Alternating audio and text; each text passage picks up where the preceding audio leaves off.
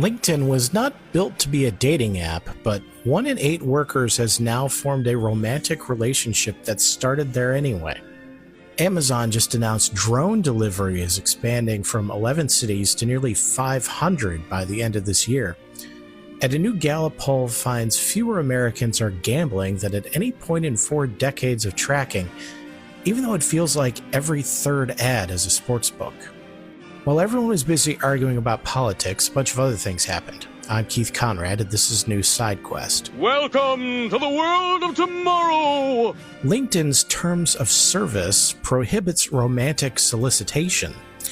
It has a dedicated team that handles reports of inappropriate messages. It has a VP of Trust and Safety who periodically reminds users that the platform is for professional networking only. And none of that is working. A new survey of more than 1,000 American workers found that 1 in 5 now uses LinkedIn to research a potential romantic partner before a date. 1 in 8 has formed an actual relationship, not just a flirty exchange, a full-blown relationship that started on the platform. Nearly half of respondents say they trust information on a LinkedIn profile more than what people put on a dating app. Now that I believe. That last part is the key to understanding why this is happening. Dating apps have a trust problem that they've spent years failing to solve. People post photos that are 5 years old, lie about their height, and ghost constantly. LinkedIn, by contrast, has your real name, your actual employer, and a photo your boss might be looking at. It's credentialed in a way that Tinder can never quite get. Couples have met through LinkedIn for years. What's new is that people are now doing it deliberately, in meaningful numbers, and increasingly without pretending they're just trying to connect professionally.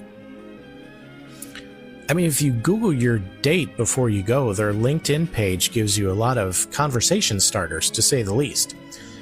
And that's the practical reality of how this shift has happened. The verification layer already existed there. People just started using it. Have you ever used LinkedIn in a way that was clearly not intended for romantic research, reference checks, anything else, or been on the receiving end of something that felt distinctively off-brand for the platform? Oh, to be young and to feel love's keen sting. Amazon announced this week that its Prime Air drone deliveries service is expanding from its current 11 locations to nearly 500 cities and towns by the end of this year. That's a 6-fold increase. They've already done hundreds of thousands of deliveries and are aiming for 1 million by December. What this actually looks like is a drone drops a package in your yard in about 30 minutes for anything weighing 5 pounds or less. It uses an onboard camera and sensors to navigate, not a live employee watching a feed. It avoids trees, power lines, and other aircraft on its own. At least we hope so. The FAA recently gave Amazon expanded clearance to fly beyond visual line of sight, which is what's making the scale-up possible. Chicago, Atlanta, Cleveland, Boise, and Syracuse are coming online soon, with more to follow. Jeff Bezos first promised this on 60 Minutes back in 2013, so about 13 years ago. He said it was 4 or 5 years away. That tends to be how things go. But now it seems to actually be arriving. The competition matters here too, because Walmart has its own drone service. I bet you didn't know that. Wing, which is Google's version, is also expanding. The race to get packages to people faster than a human driver can manage is genuinely happening right now, not as a concept. All the drones should have Ride of the Valkyries playing from built-in loudspeakers, or I'm out. The thing worth paying attention to beyond the novelty is that this changes the economics of small item delivery in ways that ripple into retail, logistics, and ultimately what kind of physical stores survive when the last mile for everyday goods becomes autonomous.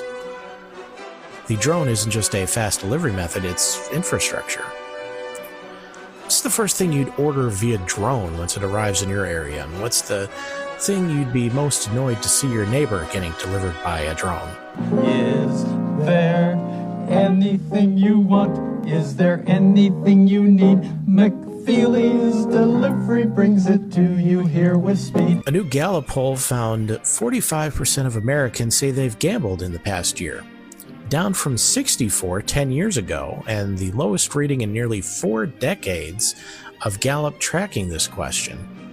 Lottery ticket purchases are way down, casino visits are down, office pools for the Super Bowl and World Series are down, almost every traditional form of gambling has declined sharply, and the number of Americans who say gambling is morally acceptable has actually dropped too, from 67% 10 years ago to 57% today. So why does it feel like the opposite is true? The gambling industry's revenue is still going up because a smaller group of people is gambling more, and those people are now doing it through digital channels that are much easier to monetize. Sportsbooks are making money off of fewer customers. Prediction markets like Kalshi and Polymarket are processing billions of dollars a month. The advertising hasn't slowed down because the industry needs new customers to replace the ones who've quietly stopped. And the most effective target for that recruitment has been young men, which connects directly to the Gen Z retirement savings story from earlier this week.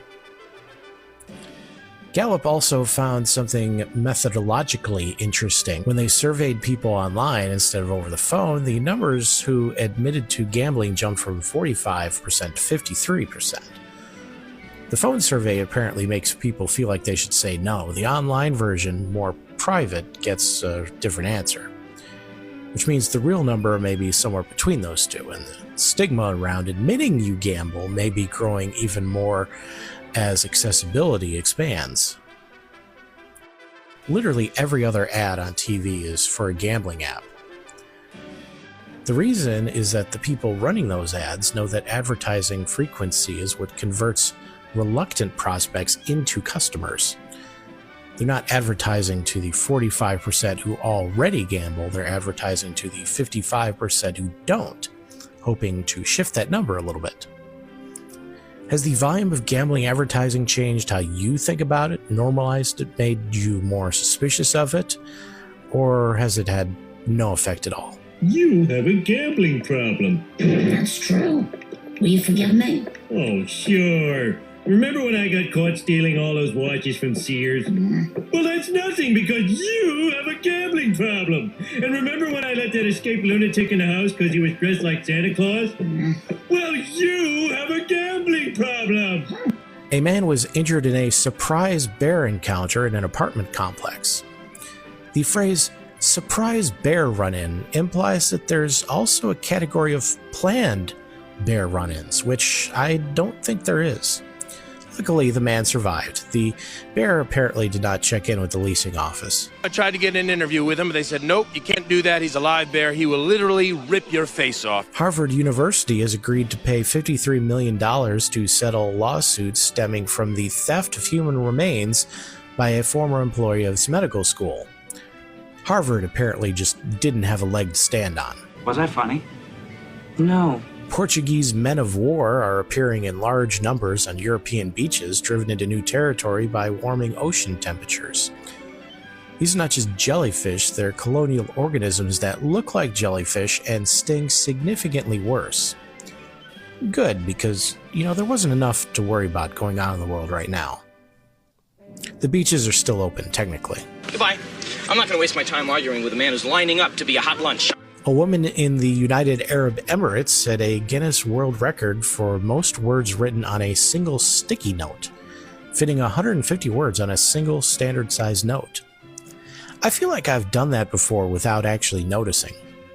The question I want answered, what record do you think you could legitimately break if you put your mind to it? I'm not even mad. That's amazing.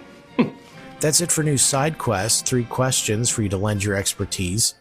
Whether you've used LinkedIn in a way it wasn't intended, or been on the receiving end of something off-brand, your first drone order and the thing you'd be most annoyed to see droned to your neighbor, and whether gambling advertising has changed how you think about it.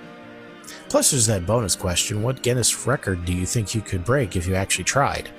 Email me at newsidequest@gmail.com or visit the Substack comments. See you tomorrow.